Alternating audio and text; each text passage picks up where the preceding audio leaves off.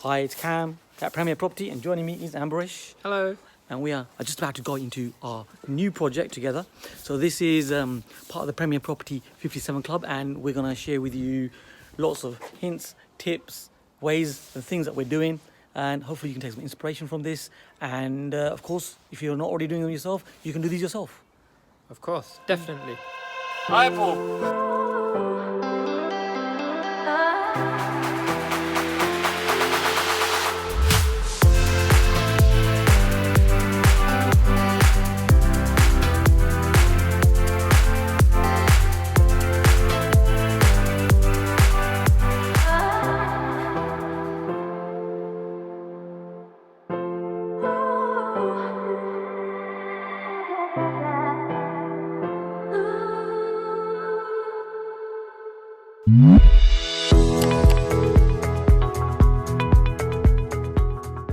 Ambarish is going to now open the door as he has the keys. Here's Ambarish opening the doors. Interesting. First thing you notice on the door is, I don't know why that happens. Look at the door. Okay, so here we are. Now, so of course this project now, well, of course you can see this project straight away it needs work on. Now, we've literally just picked the keys up. Do you want to just show us the keys? Look, there's Ambarish doing a demonstration with the keys. Just picked the keys up from the estate agent. As you can see, this is a project. Now, one of the things I love about this property is that it's actually in one of the areas that we grade at Premier Property between 1 and 10. And this actually falls into an 8/9, where 10 is large gated communities, 1 is get back in your car quick and run fast. This is actually fitting into an 8 to a 9. So it's a very nice residential area where very homely people, they're looking after their properties, nice streets, and this is the property that we bought here. So we actually secured this just over 25% below market value, more near 30% depending on how the valuer values it on the day. And one of the things I love about this property is just the potential that you've got here. So one of the things that we always are looking at Premier is the potential. Now, have a look at the floor. Look at this floor if you can see that. There's a beautiful floor here. Just gonna open this door. Can you see that? That can really, that's really going to scrub up really nicely once we polish it up and everything. Okay, so we're going to do a little tour around the property. Ambarish, you up for that? Yeah, definitely. Definitely up for that. Not too much light in here, but yes. We don't want to say how it smells, but you know what? Here's the rule. The worse it smells, the better the potential of the golden deal that you've got. So this is what we're doing here right now. So as we're walking through, one of the things so what are you noticing, Ambarish? Well, obviously we got to do quite a lot of work to it, I suppose. But it looks good. Looks good layout. I can see. Kind of box standard layout and stuff. There's potential. So there's quite a lot of potential, and yeah. Okay. Let's see what we can do with it. So let's walk around. So one thing I'm noticing is, we're noticing things that are in the property. So have a look at that. So a real indicator that there is rewiring that is required in this property. Now, as we're walking around, so I'm just going to give you a quick pan of the space so you can see it. So here we've got a nice big area. Here we have the second room. It's a little bit darker in here because the electricity is actually off. Let me see if I can open this curtain. Yeah, it's nice, isn't it? Look at that. So we've got a nice lounge area. So it's a big through lounge actually. We could call it, couldn't we? Yep. Through lounge. So a nice through lounge. But as you can see, if you look up here, where I'm standing, you can actually see that this is already in position where this actual access has already been created. So we're thinking about what's the potential right now. So we've walked through, we're coming through the passageway, haven't we? We've walked through the room, and as we're walking into the room, we're noticing we're in this space here. you've got the free passage here, and that brings you into this nice space here. So let's start thinking about what we can do. So in terms of electric Ambarish, what are your thoughts? So let's come over here to the electric meter. Here it is, electric board, the actual fuse boxes and so on. There they are. And we've got the meters down here. Yeah. So what are you thinking? So there's potential. So potential to open this up, I suppose, make it bigger and like you said, it's already a semi-through lounge. I would say it's a semi-through lounge. Potential to, I guess, open it up and make it a proper homely space and a through lounge here, I think, and So we're thinking options. So one option is a family home. Yep. Now I'll give you another little hint on what we're thinking here. So there is a hospital within 10 to 15 minute maximum walking distance, where there are a number of course, nurses and doctors that are here for the short term, 6 months, 9 months, that sort of time frame. Absolutely. So what are you thinking now? Yeah, it's very good location. Location. Location. Which means, what else could this be? This could be a sort of a rental. Could be a rental. Okay. Yeah, absolutely. Could be rental. So we're going to walk around a bit more and get more of an idea.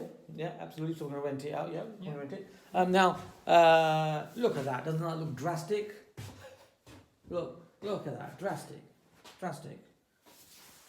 But remember, we bought this at 30% below market value. 30% what it actually should be. So all of these things, of course, we're actually going to be fixing, and that's absolutely fine. To be fair, one of the things that we look at is structure. So structurally, this property is sound, and it's more about bringing it up to date. So if you can imagine, as you're watching these videos, we'll show you more of these videos as we bring it into good condition. And if you just imagine it renovated, some real nice features. We'll keep some of the existing features, and it will be all brand new, spanking, fresh, new, really good looking, potentially a nice family home. You can tell I've got other ideas as well, which we're going to discuss together. And that's what we're thinking now. Now, one of the things we've already discussed is electrics, and a really good telltale sign for electrics is, here it's pretty clear that it needs a full rewire because of the condition of the electrics, as you can see. So if you come over here with me over here, we already looked at this, didn't we? This here. So that clearly is giving you a good idea that it's going to be a full rewire. Another way that you can check this is to find out where the sockets are. So where the sockets are, actually in the skirting boards, or another telltale sign is looking at the meter, as I showed you over here. That's also showing you that it's the old type of fuse box. It's not the consumer units that we have nowadays, and that's also giving you a good indicator of a rewire. In terms of what other work we're going to be doing here, so it needs a good replaster, bringing it back into good condition, and as you can notice, if I just give you a quick around like that,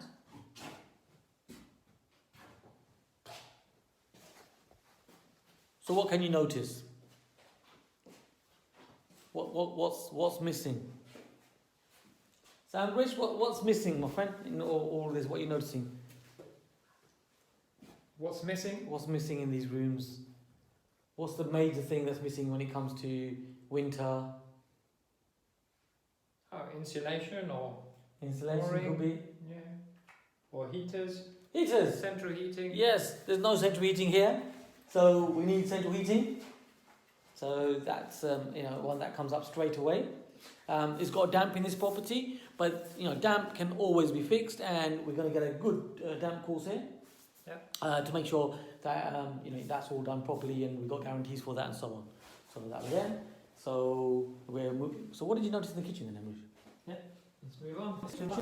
I think there's a lot of space. It's reasonably big, but there's lots of little sections in it, so you can open it up. There's lots of little sections here and there. If you open it up, it will become much more bigger and stuff like that, because once we go through this part of it, you'll see there's another section which has got a bath and stuff, which we can just take out and things. What I like about this man, he's so optimistic. He's unbelievable, hey?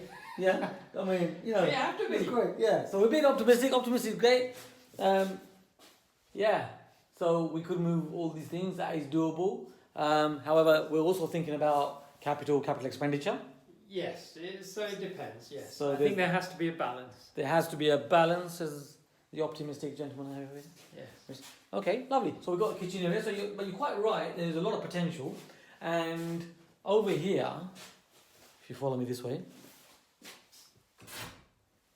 there is a very dark cellar, all the way down there. Now, we checked that already. It's not really habitable space. However, there is a cellar there, so it's just to be something we're aware of. We call this land banking. So, you know, think about things, the property that we're buying, like we've got one here, where we're actually land banking this for the future as well, because you can come back to things like the cellar, where as price points, you know, start to rise over a period of time, you know, you can always come back to them and reassess that and say, okay, I'll now make that cellar into a usable space, or I'll now convert the loft into a usable space, you know, when you've actually noticed the prices have actually risen over a period of time. Yeah? However, we're making this work now. Okay, so kitchen, you notice a lot of space. How about the lovely bathroom area? Now, being sarcastic when I say lovely, but yes. It's beautiful. I love it. Beautiful. So look, see, we're on the same page. I think it's lovely. Ambarish thinks it's lovely as well. Yeah. And of course, we show everybody. Yeah, let's show the team here the lovely. Imagine having a bath in that one. Probably not. Oh, it's a deep bath, isn't it? This guy is just overly positive, isn't he? It's a deep bath. Like, you don't get baths like this anymore. Yeah. You don't get bath size anymore. So, well, we're gonna look after our tenants. So, all of this is gonna be refurbished, and this will be a nice bathroom area. Pretty yucky at the moment, but you know, as we show you the transformation of this project, you will notice what we do to this. Okay, so now, one of the things Ambarish mentioned, actually you came up with a really key point. So, you know, some people will actually start thinking about moving these walls and doing all of this kind of things, right? Yeah, and I know you're looking at the potential. And what we got to remember is that, you know, when you got walls like this, so this is actually, this wall here is a load-bearing wall, isn't it? So although we're, you know, quite right to assess different avenues, we probably wouldn't move this wall just because of the capital expenditure that it would involve. So we would keep this, we would work within the space that we've got available, and that's what we're going to be doing. So we've got a downstairs bathroom area, which is probably not the most desirable, but once we finish with it, it's very acceptable. So something that we always remember, 2 key points: what's desirable and what's actually versus acceptable. versus acceptable. Absolutely. Okay, so where we go next then? Well, should we go upstairs? Yeah, sure. Let's go upstairs. Okay. So what we're doing right now is, you know, when you're doing your viewings, this is what's actually going on, you know, in your mind. You're assessing the property, what it needs, what the potentials are, what you can actually do with it. And you know, it's great to go into, you know, various creative ideas as well, because, you know, you've got to think it through, right? So you think it through and then think about what you can actually do to make it practical. So here we are. So this is one of the smaller rooms, as we can see here. So we've got a water tank here.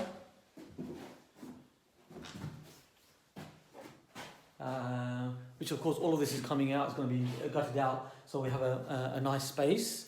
And explain this one, Ambarish, why is it that when we buy properties like this, there's always somebody who's punched through the window, the door, there's always a hole in the door for some reason, and, you know, bit of tradition, you know, and here's one here. Yeah. Look at that. Okay, so we're going to gut this place out, so this is all going to be taken out. And what else are you noticing? What else?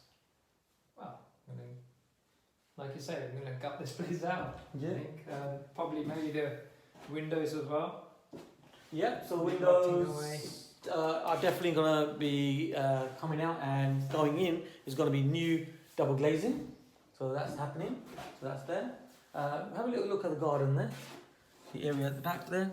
We can see some tiles missing and so on. So that's all going to be fixed. Now, many people actually, what they do is they actually would put a new roof on. But the way at Premier Property we do this is we will make the current roof good again. Because of course, you know, what is the purpose of the roof? The purpose of the roof is, of course, to keep it watertight, right? Yep. So we're going to keep this watertight, make sure the roof is watertight, and you're also going to save money as well. And that's the aim of this. Typically, a roof is anywhere between £8,000 to £12,000 for a property like this. And you know, actually, you know, making sure that it's brought back into good condition can be anything between, in my experience, you know, it could be a patch up of a couple of £100 where you put back some loose tiles and so on, or it could be a few £100 if it's working around the chimney and so on, or it might be taking the tiles off, refelting it. That could be a couple of £1,000. But whichever one of those it is, and we've already put contingency in for this, it's the case that it's already been accounted for, but it's going to be so much more cost effective than actually changing the roof. So that's the key for this one. Okay, so this is the smaller room actually. Yeah. So one of the rooms. Still good for a double. I do love these landings. So there's a nice big landing space here. You know, which these are, and they're nice good sized 3 bedrooms here as well. So here we are into the second bedroom. Do a quick pan around.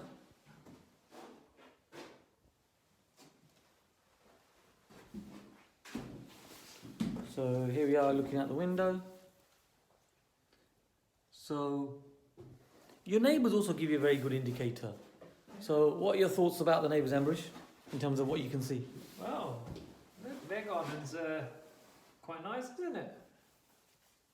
Made their garden pretty nice. Yeah.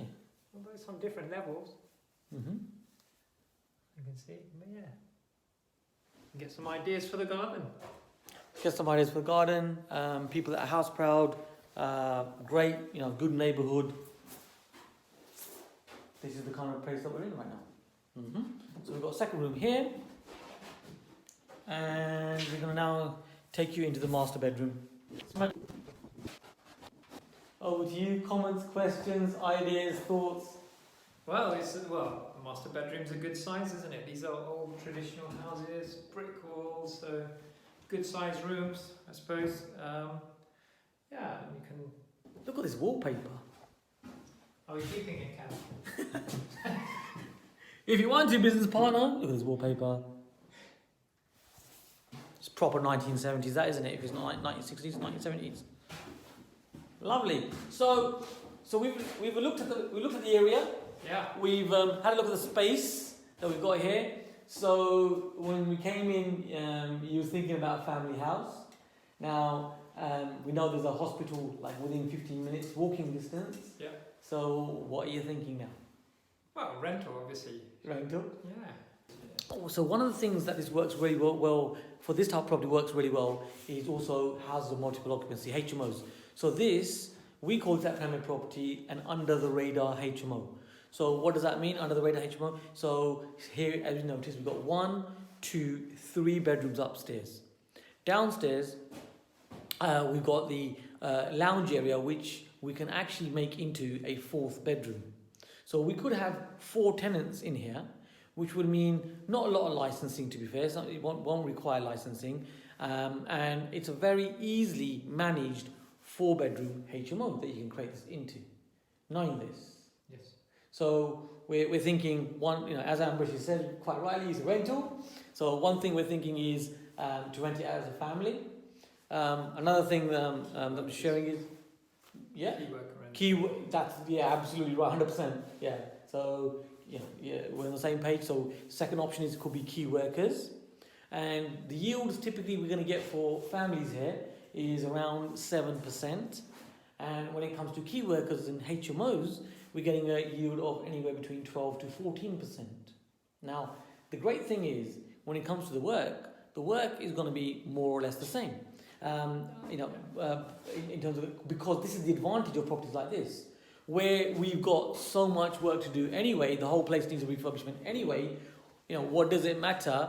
If it's a HMO or a rental, you've got to do mostly the same work. I say mostly because there's a few more things that you do for a HMO. Well, a HMO obviously has certain stipulations, I suppose. The downstairs wouldn't be a through lounge, it'd be another bedroom and stuff. You'd have to have the kitchen communal area. There's certain sizes you need to adhere to. So yeah, there's certain things that you need to do for a HMO which you wouldn't necessarily need to do for a buy-to-let or a rental. And one of the things we will do is specifically, for example, the doors. The doors would not be just a standard doors. They would be 30-minute to 60-minute fire check doors. We tend to put in the 60-minute ones. It doesn't really cost much more, to be fair. It's about another £10 in the difference, 10 to 15 pounds in the difference of the 30-minute check or a 60-minute check. So we normally put in 60-minute check fire doors. So that would be an extra that we would do for HMO. In terms of the smoke alarms, we have them always hardwired anyway. So we'll have in the rooms we'll have extra smoke alarms. So there's a little bit of extra cost, but when you think about the return, it's actually worth that as well. So that's kind of where we're looking at. And yeah, you're quite right. Downstairs, we'll repurpose that and make it into a room. So, what I'm sharing here with you and what we're discussing together here is that there's not really a lot of difference between buy-to-let and an under-the-radar HMO. So this could very easily become as we call it, a premier property, an under-the-radar HMO where you've got those 4 tenants. So what other option could you... So time to get creative. What else could we be doing here? Thinking about HMOs. HMOs? Yeah. What else could we do in this room? Oh, in this room? Uh-huh. I don't know if it's... I don't think you can make 2 out of this. It's not big enough. But you could probably put, obviously, an ensuite or something like that. It's big enough for an ensuite. I don't think you can make 2 rooms out of it. I don't think it's big enough. I haven't measured it. Spot on. Ambarish is on it. Yes. So we wouldn't split this into 2 and some people do that. And they make 1 bedroom uninhabitable, basically. They make both of them, they'll take a bedroom, they'll chop it up in half, and they'll make it uninhabitable. So what's the point of that? But what we can do is, as you say, that... you say obviously, because it's obvious to you, but it's not obvious to many people, that you could make this into an ensuite. Yeah. And in terms of the measuring, here's a quick, fast way of actually measuring while you're doing viewings. Now, obviously, we've purchased this property, we purchased it together, which is my joint venture partner, we're doing this together. And the thing is that how do you measure this on a viewing? Well, simply like this. So just follow me like this. So, literally, 1, 2, 3 is 1 meter. 1, 2, 3, 2 meters. 1, 2, 3, 3 meters, and so on. So you can very easily measure just by your feet. And it doesn't really matter what size your feet are. It's within 10% you're going to get it absolutely right very quickly. You can also, of course, you can carry a laser, one of those laser meters with you as well. But I like to do it the old-fashioned way, and it's very sort of organic and natural, and estate agents love you for it because you're doing things really quickly, and you can just measure it very quickly like this. And this room is big enough. So the numbers are, Ambarish was mentioning that it's got you mentioned it's got fit criteria. So yes, it does. So the room spaces we're looking at is 6.52 square meters. That is mandatory, 6.52 square meters. That is without the ensuite. So we've thought about rentals and renting it out to a family. We've also thought about renting it out as a HMO. And now we're looking at 3rd level, which is en-suites. So in terms of en-suites, if we could have en-suites in here, how would we do that? How would we put them? So here we're thinking about also minimum capital expenditure. Yeah. So rather than 1 en-suite, we will have 2, but we'll have no more than 2, which makes it very cost effective. So knowing that we're going to have 2 en-suites, where would you put the en-suites? Put you on the spot again, if you like being on the spot, Ambarish? Well, obviously, if you want to reduce your costs, you should look at where the original piping is. So normally it would go sort of above your existing kitchen or your existing bathroom, or where the pipelines are, basically, where you can get waters, pipes, electrics, things like that to reduce your costs. So you would probably have it somewhere over the kitchen stroke bathroom downstairs where the plumbing is. So you look where the plumbing is. Pretty cool. Ambarish has been with us. How long have you been with us? In our community, in the Permanent community? Less than a year, maybe just a year, coming up to a year, I think.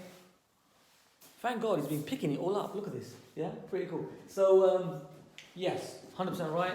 So we will do that. And in terms of that piping, discussing where you should put the ensuite. In this room, we will put the ensuite just over here, in this corner here, because this corner is the wall that is...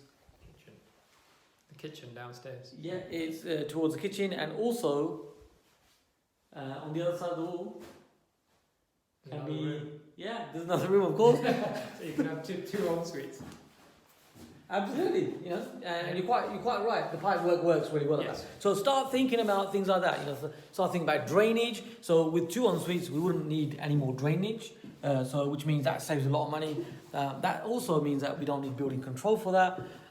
So saves you a lot of money basically. So here it is in the other side. So the other ensuite would be, of course, in this corner, which is the other side of that wall that we just were in a moment ago. I think the ensuite options is a good solution because it doesn't eradicate any of the other solutions we were talking about, like the buy-to-let, or it still works for buy-to-let, it still works for the key worker rental, it still works for the HMO, it still works for the family. So I think the ensuite option, if we can do it, and we'll have to obviously architecturally design it, but if that solution works, I think it still works for all 3. So as long as we've still got the flexibility and options of all of the options available, then I think we should look to try and do the ensuite solution. But for this type of project, a good builder can actually do a nice sketch plan. And, to be fair, that saves you a lot of money and it gets the job done as well. So as long as you're dealing with the right people. So that's another option we've got, just to save costs. Oh yeah, when I mean architecturally, I mean just draw out a design. Whether we do that on paper or not is fine. We don't have to get an architecture in for this kind of thing. I think it's a smaller project. With the larger projects with a lot more thing, then we'd get an architect in. But I think that, we can just draw the designs. So if we're going to sell it, then I think we should make the most out of the space. Whereas if we're going to just rent it as a HMO option, obviously we've got the reoccurring revenue coming in. So it really depends on what works in this area and stuff. So yeah, so you working with large organisations and Microsoft and so on. Yeah. You're giving a bit of an analogy. Do you want to just share that quickly? Yeah, so what big organisations are doing now, what they're doing is what corporate companies are doing these days is basically they're moving away from kind of product selling to kind of more service selling. And so what's happening, so let me give you a practical example of that, is where Microsoft were selling their Office package, like Word, Excel and stuff, as a sales package, but now they are getting everybody to subscribe. So basically, instead of making someone pay a one-off cost, they are actually getting people to renew their membership. So it's like a reoccurring revenue for them. And this can be sort of related to what we're talking about with HMOs, where we've got reoccurring revenue, or rental where we've got reoccurring revenue, versus a flip or a sale, which is just a one-off revenue.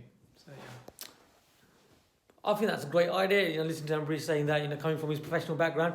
I mean, why would you want to sell something where you bought it really well, you've got no money in the deal, where it's creating income for you, and you have many ways of working with so many other people, other organisations, bringing money in so that you can be doing more anyway?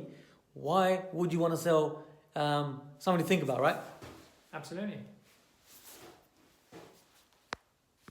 Cool. So here we are, Ambarish and myself. in the Premier Property 57 Club. Hopefully you picked up lots of tips there. And if you're enjoying these videos, do let me know. And if you're watching this on YouTube, by the way, and you're enjoying these, then feel free to comment, and you can subscribe to this channel, and you can click on that bell icon to get the next video ASAP. And we will keep you updated with your permission. No, absolutely. I was just joking before. Yeah, so we have a lot of fun. We joke a bit, but we're very serious about what we do. And yes, we will be back here again, showing you, the next part of this project. So just stay tuned in.